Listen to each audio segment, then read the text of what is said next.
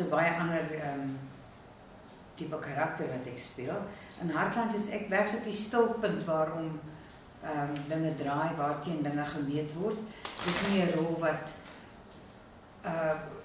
vreeslik ontwikkel miskien deur die stuk nie, omdat sy juis daardie stilpunt moet wees.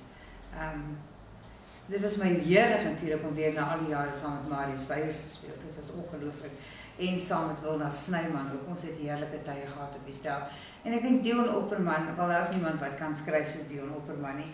Hy het baie mooi tekste vir ons geskryf, wonderlike tekste geskryf. En Gerrit Skoonhoven wat die regisseur was, is 'n absolute wonderlike joy om mee te werk. Hy is so inspirerend.